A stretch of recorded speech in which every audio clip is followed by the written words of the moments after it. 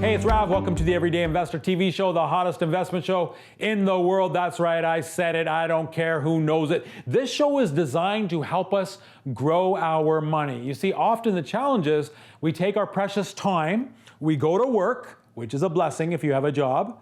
We make money in order to eat. We take our time, we go to work, we get a paycheck in order to provide. But imagine a life where money could make you money, you could work a little less if you wanted to, and then you could spend time with family, friends, you could engage in a purpose greater than yourself. So every single week, we bring really smart people on the show to teach us different investment strategies. Speaking of which, go to everydayinvestor.com, look at the upcoming summit. For the first time in 20 years, we are going live and in person. It's a no-brainer to attend. We've made it really, really cheap. It includes a light breakfast, a lunch, yada, yada, yada. Don't go anywhere. We'll be right back. Coming up, guest host Kyle Ford comes on the show to answer all your questions when it comes to investing in mortgages. Switching from a variable rate mortgage in today's market is almost like buying investments at the top of the market and selling them at the bottom. Hey, it's Rav. A few years back, I learned about trading stock options by taking the Theta Trading course. My son, my friends, myself, all of us benefited immensely by applying their strategies, and I want you to have that same benefit by taking their course as well. I'm not receiving any monetary benefit whatsoever by telling you this. It's just that, as you know, I believe that knowledge mitigates risk. Visit their site to find out more. Hi, it's Darren Mitchell from Control and Compound. If you're a real estate investor or business owner, you know the cookie cutter approach to financial planning doesn't work for you. You've got to be in control of your money. You've got to save and store your money differently than other people. At Control and Compound, we are the wealth coaches for real estate investors and business owners. We show you how to save your money, grow your money tax-free, multiply your money tax-free, and spend it tax-free. To learn more, please check us out at controlandcompound.com/everydayinvestor, where viewers of this show get a complimentary education session.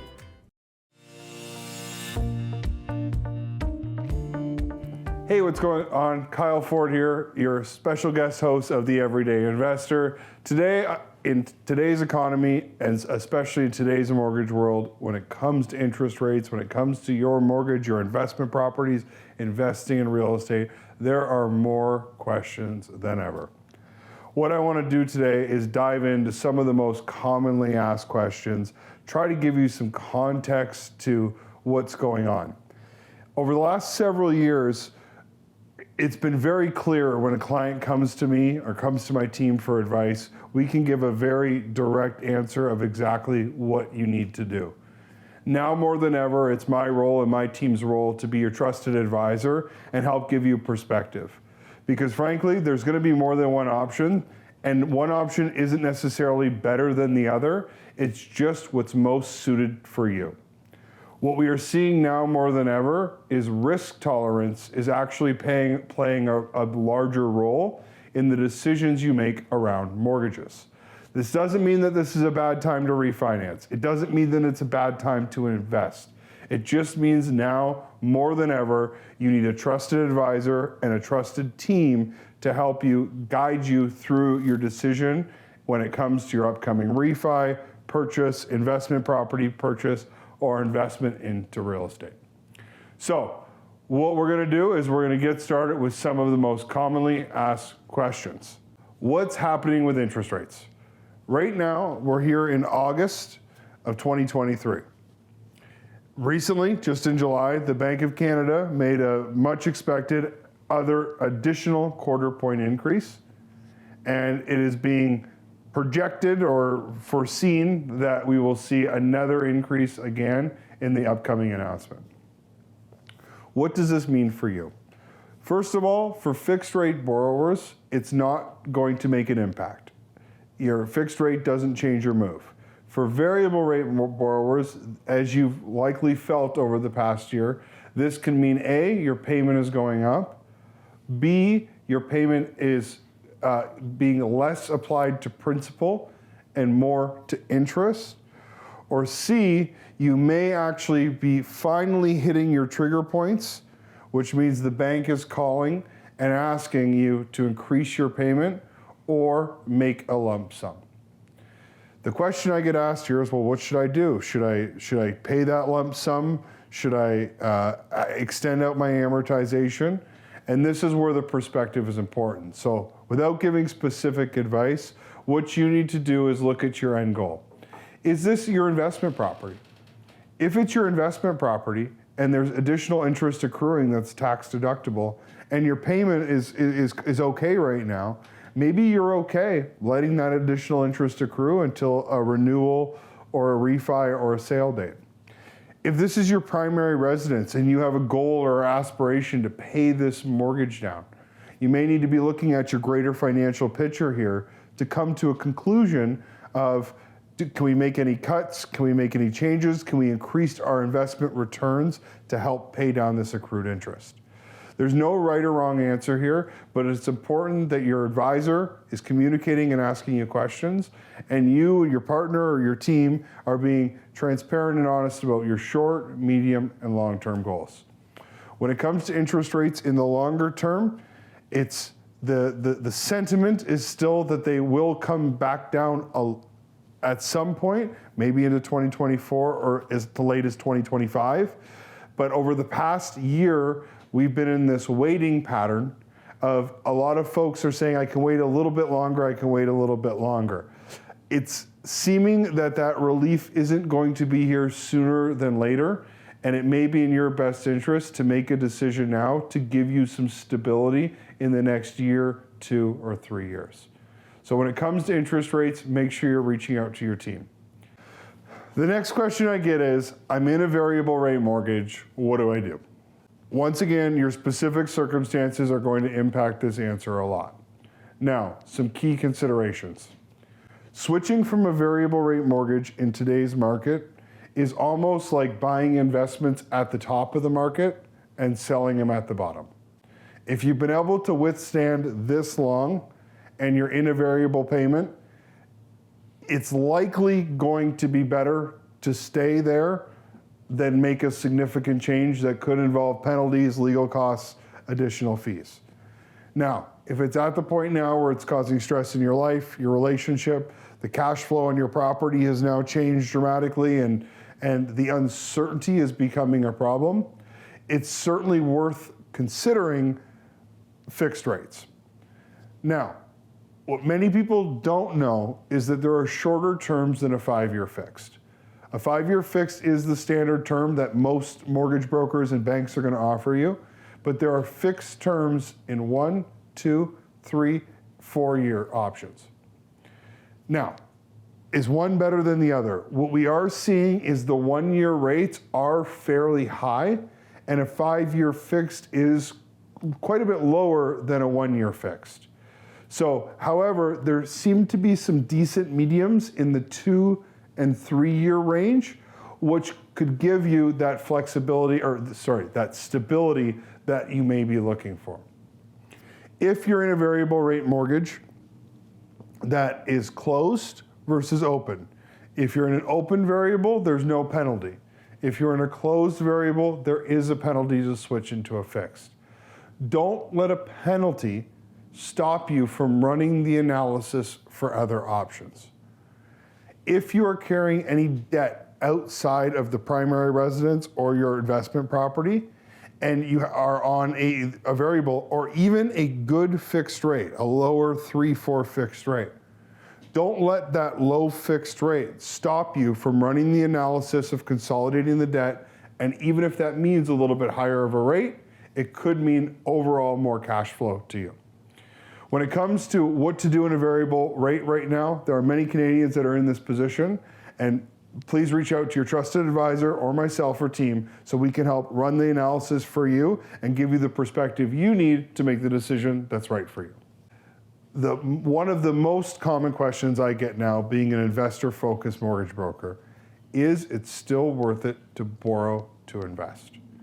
The answer, once again, as always, depends.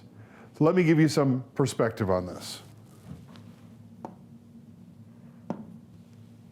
Right now, if you're borrowing on a home equity line of credit, a HELOC, there is a good chance your interest rate will be somewhere between 7.5% and 8%.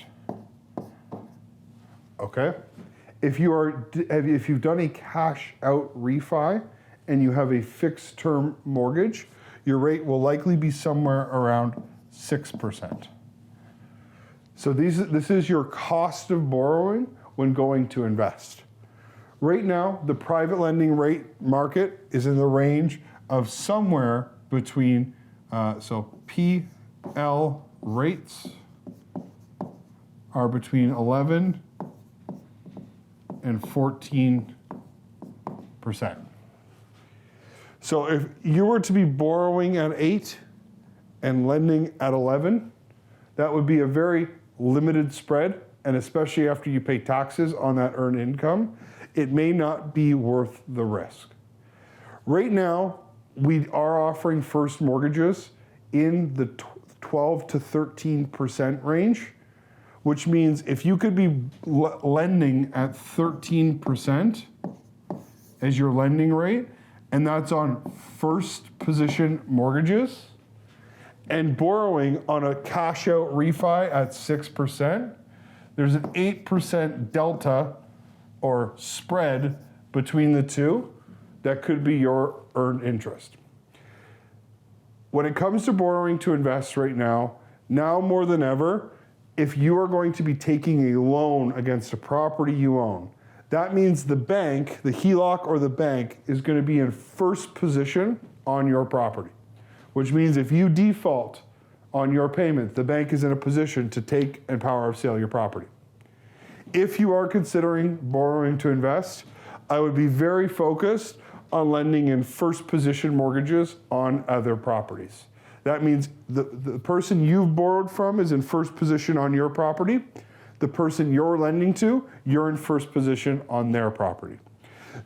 When I started speaking about borrowing to invest and growing up in this world, in this space, the spread was almost 10 to 12%. So it has gotten smaller at 8. There are still opportunities. Now more than ever, due diligence is important. Debt serviceability. Who's borrowing money at 13% and how are they making the payments? What is their plan to exit from this deal? How are they going to pay you and your HELOC and your bank back for that loan? And debt serviceability, exit strategy, and your comfort level. If you are nervous in today's market and the interest rate announcements are making you nervous and you're not feeling comfortable in doing this, it is now less of a, I'll use the term, no-brainer to do this. But for more astute investors or people who have done this before, certainly a consideration and a decent spread. Okay, we're going to take a quick break and we'll be right back to answer the rest of your questions. Hey, it's Rachel Oliver, also known as the Cash Flow Queen. Even in today's crazy economy, there are secure, stable ways of creating passive income. Join me at the Everyday Investor Summit, where myself and 6 other amazing Canadian real estate investing experts will walk you step by step through various strategies so that you can prosper in this economy.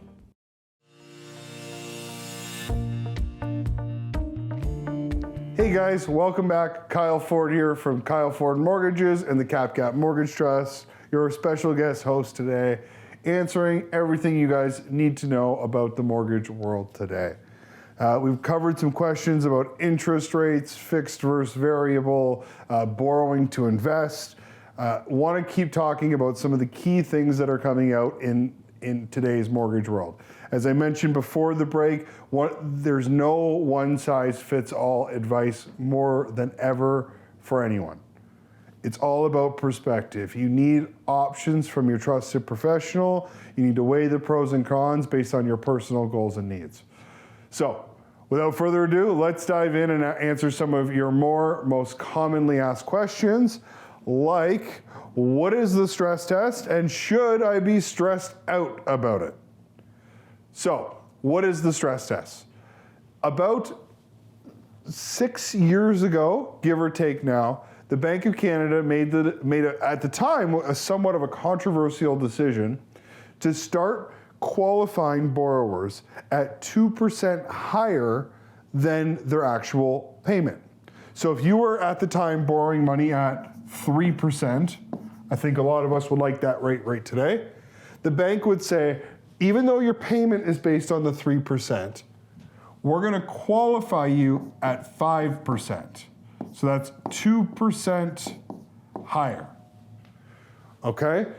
What they said was the reason why we need to do this is to limit the borrowing capacity to stress test Canadians to make sure that if rates go up, we'll be able to afford our payments. Now, this was pretty criticized at the time, and a lot of people that didn't like it.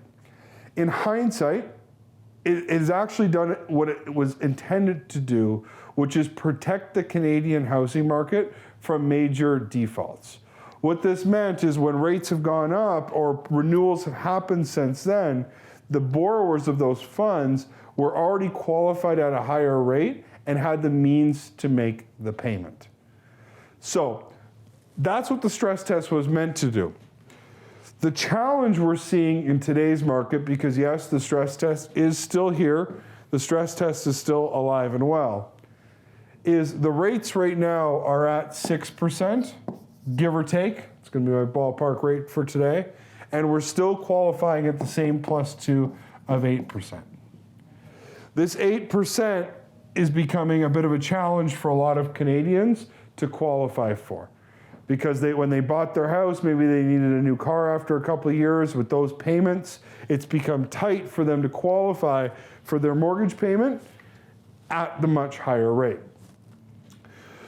So the stress test is absolutely still a major consideration in qualifying. Make sure you talk to your broker, advisor, or my team, about other options that are available. There are still credit unions. So credit unions who will qualify at what's called the contract rate. So this is the contract rate, this is the qualifying rate. Credit unions will still qualify at the contract rate.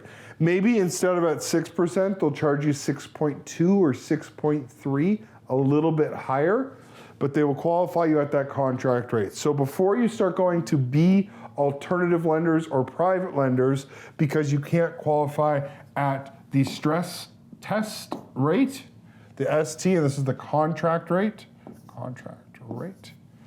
Before you start going to alternative lenders because you can't qualify there, make sure to reach out to your trusted professional and ask about non-B20 compliant qualification. And that happens in the form of credit unions.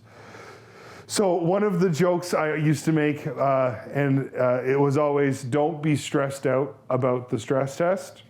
And in today's world, the stress test did exactly what it was meant to do. And the stress test is causing additional stress in some cases, but make sure that you're dealing with the trusted professional who's going to help guide you through this and give you options and find the most suitable mortgage solution for you. So a question I get asked often is, in today's market, when there's sometimes bidding wars and sometimes the house sits for a couple months, should I buy my new property before I sell my old one, or should I sell my old property before I buy? One of the key factors that you will ask your real estate professional to look for is, what is the average days on market in your area, in your price range, for comparable properties. If you are buying and selling in an area that is still getting bidding wars and we're seeing things selling over ask quickly, you likely want to buy first and then sell. If you are in an area where things are sitting a little bit longer and it is more of a buyer's market, so when things are in bidding wars, that's a seller's market. When things are sitting longer, that is a buyer's market. If you are in a buyer's market, make sure that you sell first and then buy, because it might take a little longer to sell, but you should be able to buy quickly. Now, in this same context of bidding wars and what should we do and how do we handle this, here's the great news. Over the past several years, the turnaround times around mortgages have been long. It's not uncommon that you would get a 10-day conditional of finance on a purchase and sometimes need to ask for an extension because the underwriter hadn't picked up the file yet. That is certainly not the case right now. Banks and underwriters are available. If you're in a bidding war situation, first of all, before you've even gotten yourself into that situation, make sure you are pre-approved. Not pre-qualified, pre-approved. Something in writing with a rate hold. If you're going into a bidding war situation and there's a lead-up time, it's a lot more common and a lot easier for your broker or advisor or trusted professional to actually get an approval on the property because their underwriter has time. So if you asked me 2 years ago, can I get a full approval on a property that you don't have under contract? The answer would probably be no. There just wasn't enough time that underwriters could only look at live deals. If you're in a bidding war and you're looking to be competitive, come to your broker and ask if they can get a full approval on this based on the purchase price you're going to bid, and that gives you the potential to maybe go in without a financing condition. I'm not advising anyone to go in without a financing condition without speaking with their lawyer or finance professional, but at least have those conversations. In today's market, when it comes to bidding wars, there are a lot of deals falling apart because of financing. So if you can come in with a firm approval, with a letter, with confirmation of funding, even if you're not the highest offer, you may be able to win the bidding war based on the solidification of your financing. So when it comes to bidding wars, make sure you're dealing with a great realtor and a great real estate team that will help you navigate the buying and selling. As well, conversation with your mortgage broker about the financing condition and what specifics in your mortgage you need to be looking at. Should you be porting? Should you be breaking? All of those things are considerations and options that you will want to consider. The next question I get all the time is, do first-time homebuyers stand a chance of getting into today's market? And the answer is now more than ever, absolutely. Now, it's about tapering expectations. You're likely not going to get your dream home, your forever home, or maybe not even a home in your first purchase. Maybe you need to look at a condo. Maybe you need to look at a market a little bit outside of your preferred area. My advice for first-time homebuyers is this: taper your expectations, get in the market. Time in the market will beat time in the market. The other advice that I will give, which I'll call it the dirty little secret of a lot of your friends who have got in the market, is almost everyone gets help. Don't be afraid to ask your mom, your dad, your aunt, grandma. If family means aren't available, look for a friend. Look for somebody in a similar situation who you could maybe partner with and buy a house together. I hear it all the time, and it's from proud Canadians and proud people in the area who want to own the home on their own and don't want any help.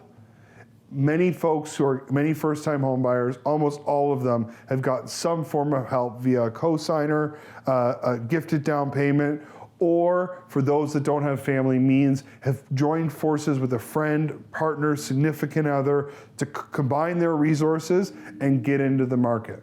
When it comes to qualifying, I have some great news. As a first-time home buyer with an insured mortgage, you will get some of the best rates in the market right now.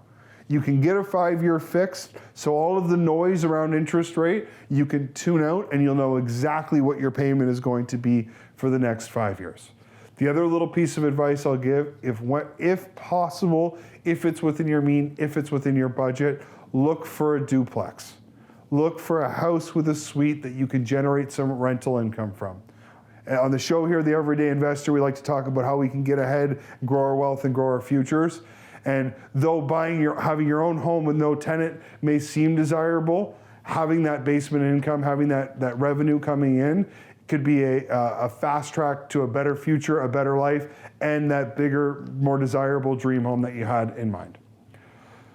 I hope this has helped. I hope these questions have added some perspective for you and myself, the mortgage team, CapGap Mortgage Trust. We want to help you and your plan and your goals. Don't hesitate to reach out. It was an absolute pleasure spending this morning with you guys, and I want to wish everyone a great day. Thanks, and back to you, Rav. And now it's time for our investing tip of the week. Hi, it's Darren Mitchell with this week's Teaching Tips. I want to talk to you about 80 or 100-page detailed financial plans. I don't like them. If we're going to try to project what's going to happen over the next 60, 70 years with 20 different variables, I don't think they're worth a lot, okay? I like short little plans. Today, I'm going to show you what we show some clients when we refer to wealth buckets.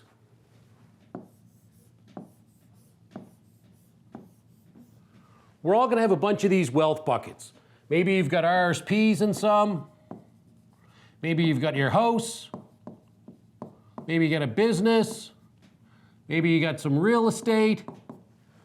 Just great places to park your money. Doesn't mean they're bad, doesn't mean they're great. It's just places to park your money. But almost all of these buckets are going to have a couple things in common. They're going to be taxable. Most of them will be taxable at some point, okay? Second thing, they're correlated. Most of these are correlated to the stock market or the real estate market. Again, not bad, I'm just saying they're correlated, right? So when those things tend to go down in unison, like they did in 2008 and 2022, both your wealth buckets or all your wealth buckets that are related to real estate or the stock market will shrink. When we talk about an infinite banking policy, all we're talking about is another wealth bucket, cash value life insurance. We're not talking about an expense. It's like, how much is the expense of the insurance? No, that's term insurance or house insurance. Cash value life insurance is another place to store your wealth. So you're going to put your money in the cash value life insurance bucket. It's not an expense. It's where you're going to save your money. And what happens? Well, it's going to be tax-free as opposed to taxable. It's not correlated to the stock market and the real estate market. We saw in 2008 when everything crashed, whole life dividends paid 7% in change. We saw in 2022, Bitcoin was down 65%, real estate was down big time, stock market was down over 20%. Dividends we increased from 6.05 to 6.1 and then 6.35 this year, okay? Not correlated to the stock market. And this is the last part. This is what I really love about an infinite banking policy. Every other asset you have is an or asset. Do I put money in my business or real estate or RSP? Or do I take this investment? Or do I hire a coach? Every decision you make, do I put it in this one or this one? Your infinite banking wealth bucket, that's going to be your only and asset. And an and asset, I'm going to put some money in my cash value life insurance, save my money there, and then when the opportunity comes along, or the emergency or expense, but let's say opportunity comes along, everything else crashes, everything's on sale, stock market, real estate, I'm going to leave my money in the cash value life insurance policy, continuing to grow tax-free, but the insurance company is going to give me 90% of my cash value in a loan with no repayment terms or repayment terms that I set, no requirement to make an interest payment. I can access 90% of my money. So my money's still inside the policy compounding tax-free for retirement, and it's taking advantage of the real estate or the stock market that's on sale, and it's providing a death benefit. That's what an and asset is. Till next time, we'll see you. And thank you guys for being on the show. Without you, we would not have one. Make sure you go to everydayinvestor.com to watch this show again and any others. Also, we've got the Everyday Investor Summit coming up. Yours truly and 6 other investor trainers will be there to spend a whole day teaching. Go to everydayinvestor.com and register for that. That'll be in late October. Until next time, we'll see you same place next week. Same time next week. Honey, I love you. I'll be home soon. Thanks for watching, everyone.